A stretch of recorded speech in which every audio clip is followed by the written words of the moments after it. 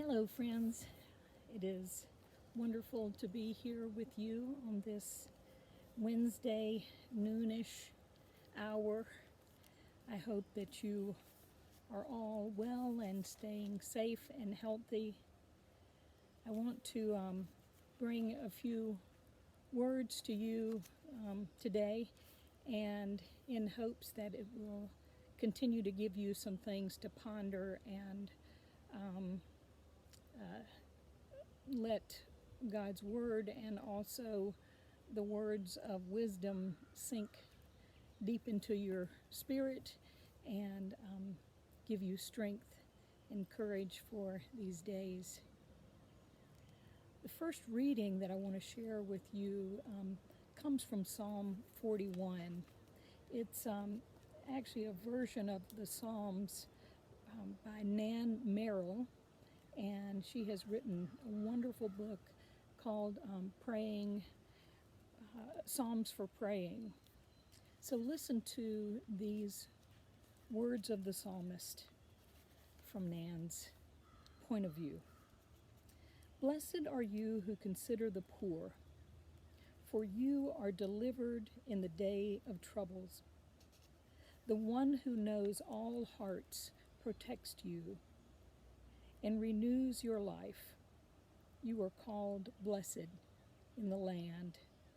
You are not beset by fear, for the heart of your heart will sustain you, and in illness you will find comfort and healing. As for me, I said, O love, be gracious to me. Forgive me, for I have been deaf to the cry of the poor. The fears within me, my enemies, hold me prisoner in my own house. I push them down, deny them. They rise up with power. I feel so insecure. My tongue pours forth lies. I hear others whisper together about me. They imagine the worst for me. They see that fear threatens to overwhelm me and will bring about the very thing that I fear. Even my bosom friend, in whom I trusted, who ate of my bread, has abandoned me. Yet I will trust in you, O love. Be gracious to me and raise me up that I may conquer my fears. By this I know that you have forgiven me, in that my fears have not triumphed over me. For you have upheld me, filled me with integrity, and opened my heart to the poor. Blessed be the beloved, loving companion presence from everlasting to everlasting. Amen and amen. The psalmist writes of the need for our hearts to be open to the poor. And we know that the poor includes a wide range of individuals and circumstances.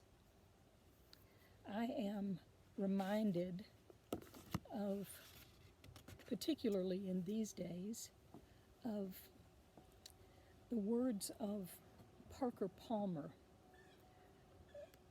If you don't know of Parker Palmer, he has founded an organization called the Center for Courage and Renewal. He has written many books. I consider him to be a teacher's teacher. One of the books of his that I am particularly drawn to and actually go back to time and again is called A Hidden Wholeness. And so I'd like to read just a portion to you from his book, A Hidden Wholeness. There's no way to be human without having one's heart broken. But there are at least two ways for the heart to break, using heart in its root meaning, not merely the seat of emotions, but the core of our sense of self. The heart can be broken into 1,000 shards, sharp edges, fragments that sometimes become shrapnel, aimed at the source of our pain. Every day, untold numbers of people try without success to pick up the pieces, some of them taking grim satisfaction in the way the heart's explosion has injured their enemies. Here, the heart broken is an unresolved wound that we carry with us for a long time, sometimes tucking it away and feeding it as a hidden wound, sometimes trying to resolve it by inflicting the same wound on others. But there is another way to visualize what a broken heart might mean. Imagine that a small clenched fist of a heart, broken open into largeness of life, into greater capacity to hold one's own and the world's pain and joy. This too happens every day. We know that heartbreak can become a source of compassion and grace because we have seen it with our own eyes as people enlarge their capacity for empathy and their ability to attend to the suffering of others. Transforming heartbreak into new life is the aim of every religious tradition at its best, as it is witnessed in this Hasidic tale. A disciple asked the Rebbe, "Why does the Torah tell us to place these words upon your heart? Why does it not tell us to place these holy words in our hearts?" The Rebbe answered, "It is because as we are, our hearts are closed, and we cannot place the holy words in our hearts. So we place them on top of our hearts, and there they stay until one day the heart breaks and the words fall in." The same point is made by Sufi master Hazarat Inyat Khan.